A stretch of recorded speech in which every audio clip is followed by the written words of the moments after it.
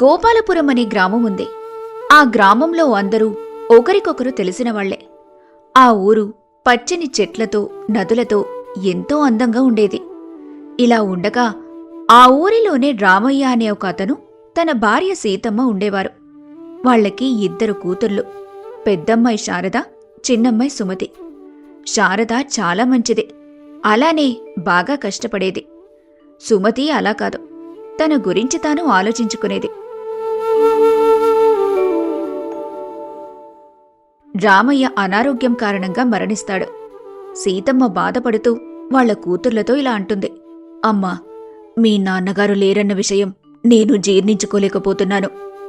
బాధపడకమ్మా, నీకు నేను సుమతి తోడుగా ఉన్నాం. అది కాదమ్మా, నా బెంగంతా మీ భవిష్యత్తు గురించే. ఏం కాదమ్మా, నువ్వేం బెంగ పెట్టుకోకు, మేమున్నాంగా, మేం చూసుకుంటాం. నువ్వు విశ్రాంతి తీసుకో, ఎక్కువగా ఆలోచించకు. మన ఇల్లు గడవడానికి నేను రేపే పనిలో చేరతాను. అవునమ్మా, నేను అక్కతో పాటు పనిలో చేరతాను. ఈ వయసులో మీకెందుకమ్మా అంత కష్టం? నేనే ఏదో ఒక పనిలో చేరతాను. అమ్మా, నీకిప్పుడే ఒంట్లో బాగుండటం లేదు. మళ్ళీ ఇప్పుడు నువ్వు పనిలోకి అవన్నీ ఎందుకమ్మా? మేం చూసుకుంటామంటున్నాంగా. నువ్వింకేం మాట్లాడకు. నువ్వింటి దగ్గరే ఉండి విశ్రాంతి తీసుకో. అలా 2 కూతుర్లు వాళ్ళమ్మకి సర్ది చెబుతారు. మరుసటి రోజు ఉదయాన్నే శారద ఇంకా సుమతి 2 పనికోసమని ఊర్లోకి వెళ్తారు. అలా వాళ్ళిద్దరూ ఒక భోజనం హోటల్లో పనికి చేరుతారు. అమ్మా, నేను చెల్లి ఒక భోజనం హోటల్లో పనికి కుదిరాం. ఎందుకమ్మా, నేను చేస్తాను కదా. మీరింటి దగ్గరుండి ఇంటి పనులు చూసుకోండి. అమ్మా, నీకు చెప్పాను కదా, ఏం మాట్లాడకని. నువ్వేంటి దగ్గరుండు, ఎక్కువగా ఆలోచించకు. అలా శారద వాళ్ళమ్మకి చెబుతుంది.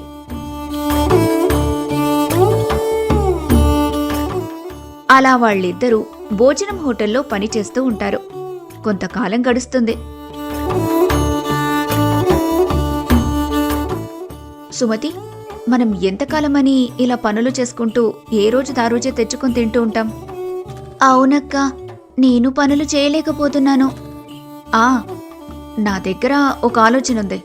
మనం ఎన్ని రోజులు ఆ హోటల్లో పనిచేశాం కదా, చాలామంది టిఫిన్ కోసమే వచ్చేవాళ్లు. కానీ అక్కడ టిఫిన్ అంత రుచిగా ఉండేది కాదు. పైగా చాలా ఖరీదు కూడా. మనం తక్కువ ఖరీదుతో మంచి టిఫిన్ కనుక పెడితే మనకి మంచి లాభం వస్తుంది. నీ ఆలోచన బాగుంది, కానీ మనం ఈ టిఫిన్ వ్యాపారం మొదలు పెట్టడానికి డబ్బులెక్కడివి?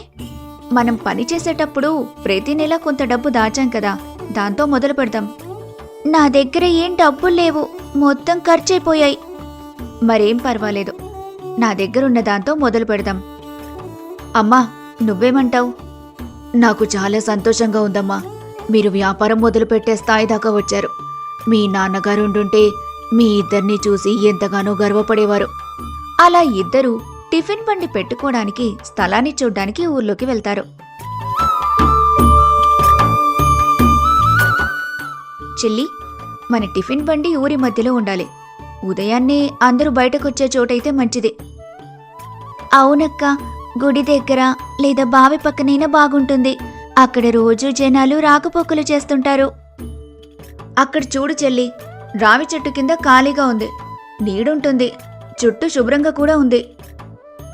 నిజమే అక్క, ఇక్కడ పెళ్లి పనులకి పండుగలకి కూడా జనాలు చేరుతారు. మన టిఫిన్ బండి ఉంటే అందరికీ సులభంగా కనిపిస్తుంది కూడా. 2 కొంచెం ముందుకు వెళ్లి ఒక తోపుడు బండిని చూస్తారు. ఇది తోపుడు బండిలాగా ఉంది. పిండి పాత్రలు, గిన్నెలు అన్ని పెట్టుకునేంత చోటు కూడా ఉంది. అవునక్క, కొంచెం రంగు వేసి ముందు చిన్న పలక పెట్టుకుంటే మన బండి చక్కగా కనిపిస్తుంది. మన చేతుల కష్టం మీదే ఈ బండి నిలబడాలి చెల్లి. ఇది మన జీవితానికి కొత్త మొదలు. అక్క, మనం నిజాయితీగా కష్టపడితే ఈ చిన్న బండి నుంచే పెద్ద పేరొస్తుంది. అలా అన్నీ చూసుకొని తిరిగి ఇంటికి వెళ్తారు.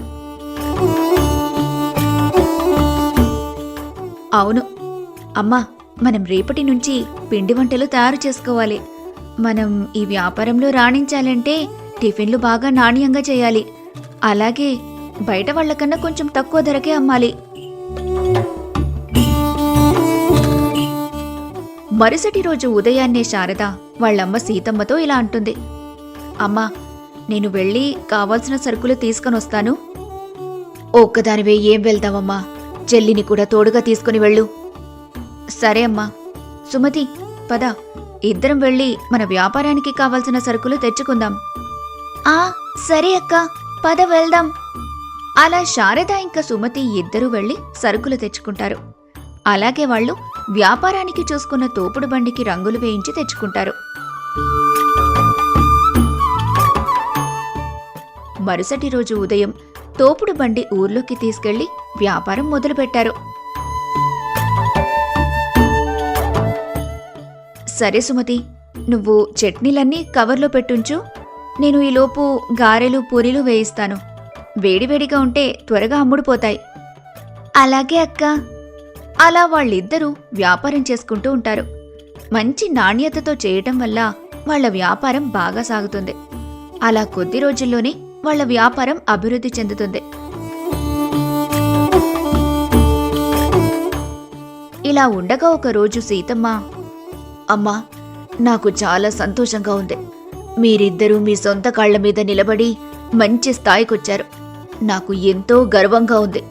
ఇంక మీకు పెళ్లి చేసేస్తే నాకున్న ఆ ఒక్క బాధ్యత కూడా తీరిపోతుంది అని అంటుంది సీతమ్మ. ఇదిలా ఉండగా అదే ఊరిలో ఉన్న గంగాధరం అనే జమీందారు తన ఇద్దరి కొడుకులకి పెళ్లిళ్లు చేయాలని చూస్తూ ఉంటాడు. పెద్ద కొడుకు పేరు శివ, చాలా తెలివైనవాడు. వాళ్ల నాన్నగారి వ్యాపారాలన్నీ చూసుకునేవాడు, చాలా మంచివాడు కూడా.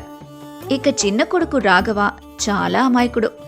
చిన్నప్పటినుంచి అన్ని వ్యాపారాలు వాళ్ళన్నయ్య చూసుకోవటం వల్ల తనకి వ్యాపారం గురించి అంతగా తెలీదు.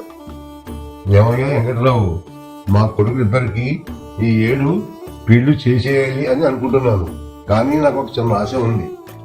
ఏమిటయ్యా అది, చెప్పండి. నా కొడుకుకి తల్లి లేదు. ఒకే ఇంటి నుంచి వచ్చిన అక్క చెల్లెళ్ళే నా ఇంటికి కోడళ్ళుగా వస్తే ఆప్యాయతగా అనురాగంగా ఉంటారు. అలాంటి సంబంధం ఏదైనా ఉంటే చెప్పు.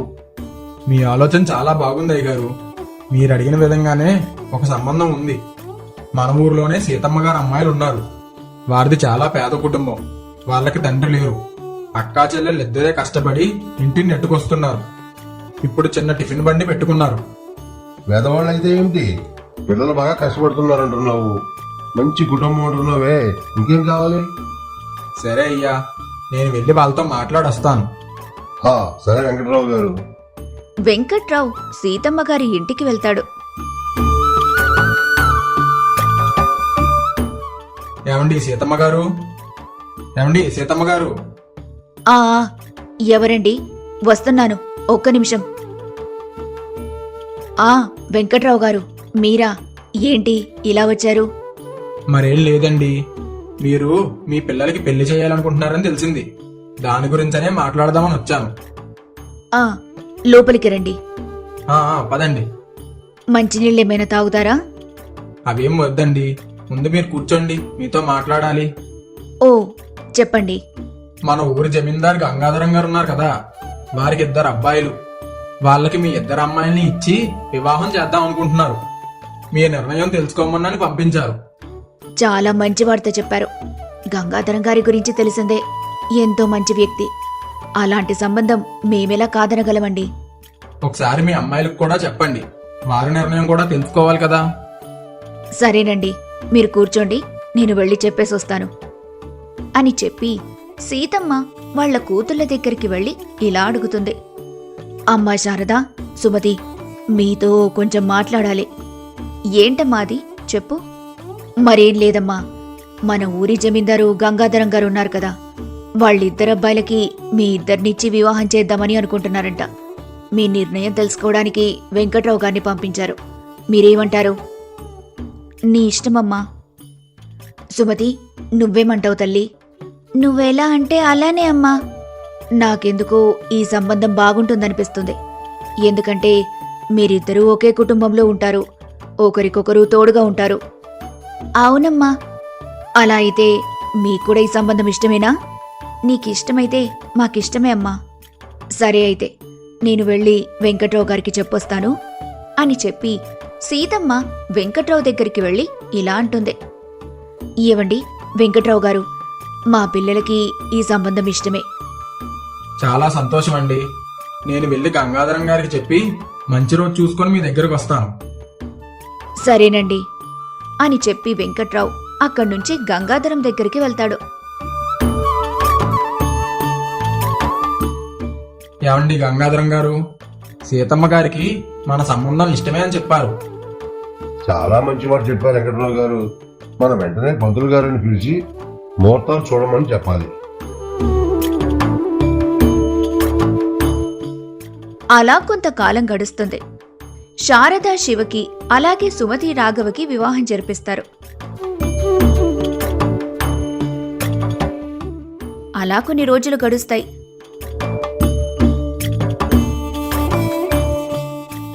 శారదా, నాకు రేపు ఉదయాన్నే భోజనం కట్టివ్వు. నేను రేపు ఉదయమే వేరే ఊరు వెళ్ళాలి, వ్యాపారం పని మీద. ఆ సరేనండి. మీ కుక్కలకేనా లేదా మీ తమ్ముడికి కూడానా? లేదు లేదు, తమ్ముడు రాడు, నేను ఒక్కడనే వెళ్తున్నాను.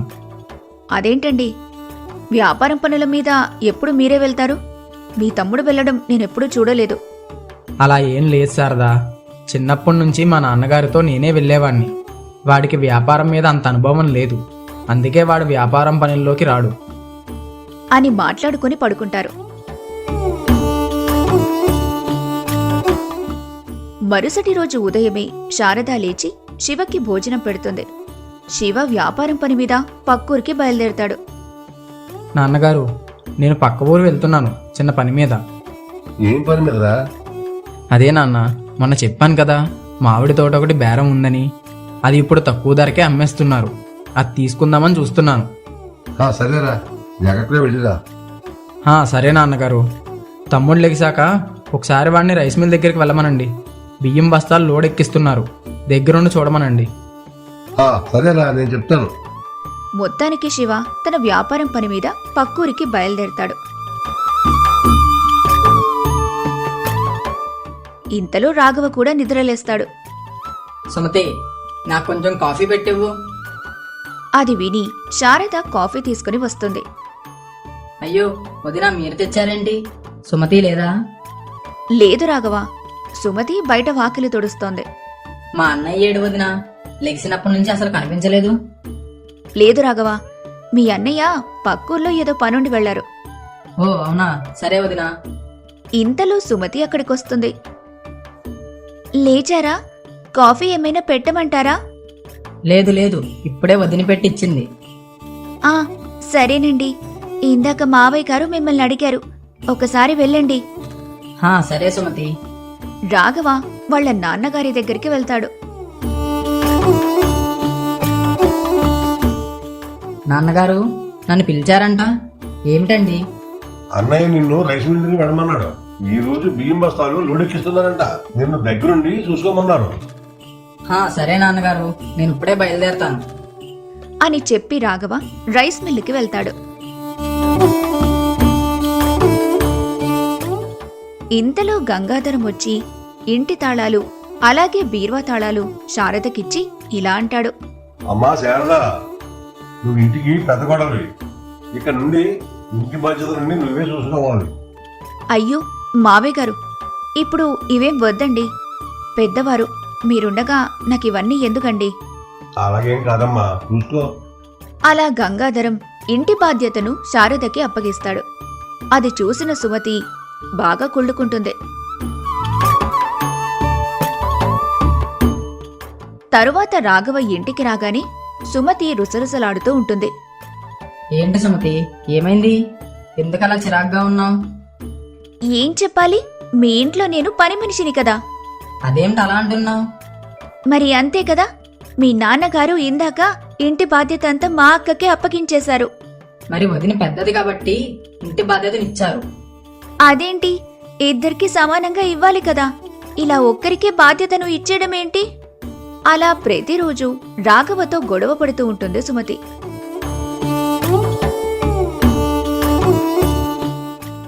అలా రోజులు గడుస్తూ ఉంటాయి. ఒకరోజు సుమతి కూరగాయలు కొనడానికని వెళ్తుంది. అక్కడ సుమతి కూరగాయలు కొంటూ ఉండగా వెనకాల ఇద్దరు ఇలా మాట్లాడుకుంటూ ఉంటారు. ఆమె గంగాధరం గారి చిన్న కొడలు కదా? ఆ అవును. వాళ్ళ మొగుడు ఏం పని చేయడంట కదా, మొత్తం అంతా వాళ్ళ బావగారే చూస్తారంట.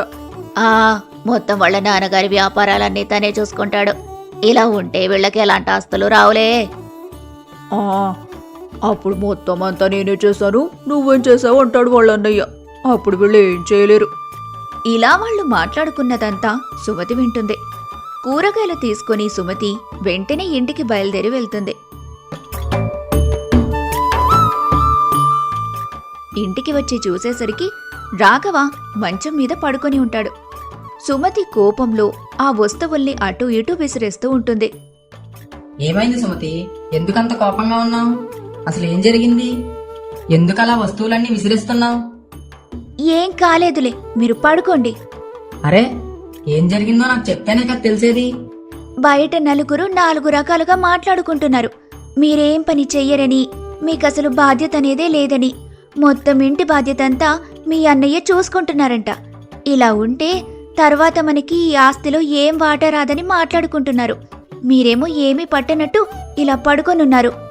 అయ్యో సుమతి, అలాంటివెన్నో బయట వాళ్ళు మాట్లాడుకుంటారు. ఏం మాట్లాడుకున్నా వాళ్ళు నిజాలే మాట్లాడారులేండి. ఇలానే ఉంటే రేపటి రోజుకి మనకి ఏమీ మిగలదు.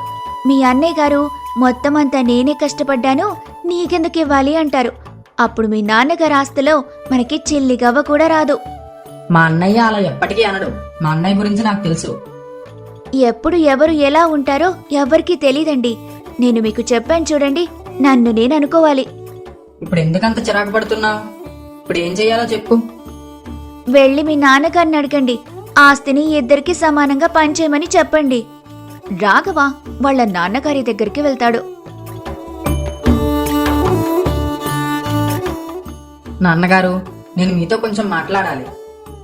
ఏంట్రా రాఘవ, ఏదో చెప్పు. ఇప్పుడు వ్యాపారాలన్నీ అన్నయ్య చూసుకుంటున్నాడు. అలాగే నేను కూడా వ్యాపారాలు చూసుకోవాలనుకుంటున్నాను. కాబట్టి మీరు ఆస్తిని ఇద్దరికి సమానంగా పనిచేయండి. అదేమిట్రా అలా అంటావు? మీరిద్దరు కలిసి ఉండాలి కదా నేను ఎంత చేసింది. లేదు నాన్న, ఆస్తిని ఇద్దరికి సమానంగా పనిచేయండి అని చెప్పి రాఘవ అక్కడి నుంచి వెళ్ళిపోతాడు. గంగాధరంకి రాఘవ అలా ఎందుకు మాట్లాడాడో అర్థం కాలేదు. తర్వాత రోజు ఉదయాన్నే గంగాధరం ఇదంతా శివకు చెప్తాడు. తమ్ముడిష్టం నాన్న, తమ్ముడు అన్నట్లే చెయ్యండి. దీనిలో నాకు అభ్యంతరం ఏమీ లేదు. అది కాదురా పెద్దోడా, నువ్వు ఒక్కసారి తమ్ముడితో మాట్లాడొచ్చు కదా. సరే నాన్న, నేను వెళ్ళి ఒకసారి వాడితో మాట్లాడి చూస్తాను అని చెప్పి శివ రాఘవ దగ్గరికి వెళ్తాడు. ఒరే రాఘవ, నీతో కొంచెం మాట్లాడాలి. ఇంకా నేను మాట్లాడేదేం లేదన్నయ్య, నేనంతా నాన్నగారికి చెప్పాను అని చెప్పి రాఘవ అక్కడి నుంచి వెళ్ళిపోతాడు. నాన్న, వాడు నాతో మాట్లాడట్లేదు. మాట్లాడుతుంటే అక్కడి నుంచి వెళ్ళిపోతున్నాడు. ఇంకా వాడికి నచ్చినట్లే చెయ్యండి. సరేరా పెద్దోడా, అలాగే చేద్దాంలే. కొన్ని రోజులకు ఆస్తిని ఇద్దరికీ సమానంగా పంచేస్తాడు గంగాధరం. అయితే రాఘవ గంగాధరంతో ఇలా అంటాడు. నాన్న, నాకిచ్చిన ఆస్తిలో కొంత భాగం అమ్మేసి ఆ డబ్బుతో పక్క ఊరిలో ఒక చిన్న వ్యాపారం మొదలు పెట్టాలనుకుంటున్నాను. అందుకని నేను సుమతి పక్క ఊర్లోనే ఉంటాము. ఈ రోజే బయలుదేరాలని అనుకుంటున్నాము. అదేంట్రా రాఘవ, ఇక్కడే ఉండి వ్యాపారం చేసుకోవచ్చు కదా. ఇక్కడ మన వ్యాపారాలన్నీ అన్నయ్య చూసుకునేవాడు. కాబట్టి అన్నయ్యకి ఎక్కువ ఖాతాలు ఉన్నాయి. నేను ఇక్కడ వ్యాపారం చేసినా ఎవరూ నా దగ్గర ఏమీ కొనరు, అన్నయ్య దగ్గరికే వెళ్తారు. అందుకే నేను పక్క ఊర్లో వ్యాపారం చేద్దాం అనుకుంటున్నాను. సరేనా చిన్నోడా, నువ్వు అన్నట్లే చెయ్యి. అలా రాఘవ సుమతి పక్క ఊరికి బయలుదేరుతారు. అక్కడికి వెళ్లిన తర్వాత సుమతి రాఘవతో ఇలా అంటుంది. ఇక్కడ మనం ఉండటానికి చాలా సామాన్లు కావాలి. ఇంట్లోకి కావాల్సినవి కొనుక్కోవాలి. ముందు మనం ఎక్కడికన్నా వెళ్ళడానికి ఒక కారు ఉండాలి. అలాగే ఇంట్లోకి చాలా వస్తువులు కావాలి. ఫ్రిడ్జ్ కొనాలి, మంచం కొనాలి. అమ్మో, ఇంకా చాలా ఉన్నాయి. ఇలా నువ్వన్నట్లే కొందాం. మన దగ్గర డబ్బులున్నాయి కదా, వాటితో ఇవన్నీ కొనుక్కుందాం. ఉన్న డబ్బులతో ఇంట్లోకి కావాల్సిన సామాన్లు అలాగే ఒక కారు కొనుక్కుంటారు. అలా కొద్దిగా మిగిలిన డబ్బులతో ఒక చిన్న వ్యాపారం మొదలు పెడతారు. అలా కొంతకాలం బానే గడుస్తుంది.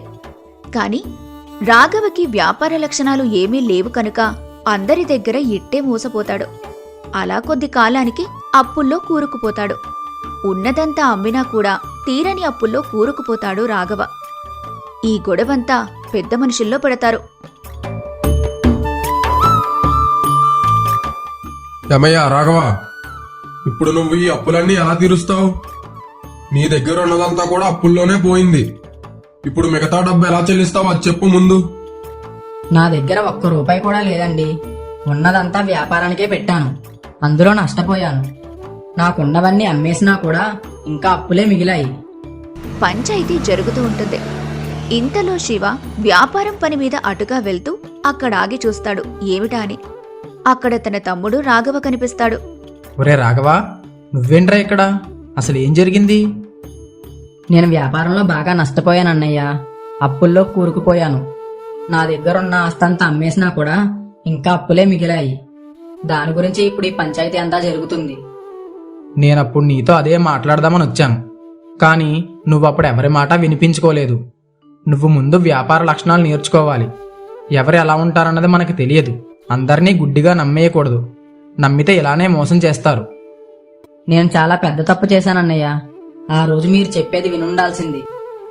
సరే, ఇప్పటికన్నా తెలుసుకున్నావు కదా, అది చాలు.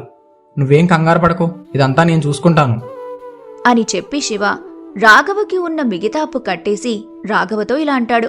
ఒరే రాఘవా, జరిగిందేదో జరిగిపోయింది. ఇప్పటికైనా నువ్వు మన ఇంటికి వచ్చేసాయి. అక్కడ ఉండి వ్యాపార లక్షణాలు అవి నేర్చుకుందువు గాని. ఇంత జరిగాక నేను మళ్ళీ ఎలా రాగలనన్నయ్య? ఆస్తిలో నా భాగం నేను తీసేసుకున్నాను. అది నేను పోగొట్టుకున్నాను. ఇప్పుడు అక్కడికి వచ్చి నేను ఎలా ఉండగలను? ఆస్తిదేముందిరా, ఇప్పుడు కాకపోతే రేపన్నా సంపాదించుకోవచ్చు. నువ్వు ఇప్పుడు వ్యాపార లక్షణాలు అవి నేర్చుకొని నువ్వు పోగొట్టుకున్నదంతా మళ్ళీ తిరిగి సంపాదించుకోవచ్చు. నువ్వు ముందు ఇంటికి నడువు. అమ్మా సుమతి, నువ్వు ముందు వెళ్ళి నీ బట్టలవి సర్దుకొనిరా. మనం ఇంటికి వెళ్దాం. మిగతా విషయాలన్నీ ఇంటికి వెళ్ళాక మాట్లాడుకుందాం. ముందు వెళ్ళి బట్టలన్నీ సర్దుకొని రండి త్వరగా. నన్ను క్షమించండి బావగారు. ఇదంతా జరగడానికి నేనే కారణం. ఆయన్ని బాగా బలవంత పెట్టింది నేనే.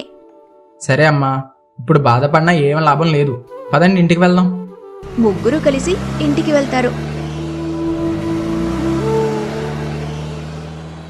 శారదా, మా తమ్ముడు సుమతి ఇద్దరు వచ్చారు ఇంటికి. కానీ సుమతి మాత్రం గుమ్మం దగ్గరే నిలబడి ఉంది. ఒకసారి వెళ్ళి లోపల తీసుకొనిరా.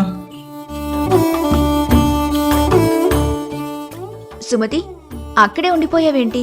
లోపలికి రా. ఏ ముఖం పెట్టుకుని లోపలికి రానక్క? బయటి వాళ్ల మాటలు విని సొంత అక్కవైనా సరే నువ్వు నన్ను మోసం చేస్తావని అనుకున్నాను. నన్ను క్షమించక్క.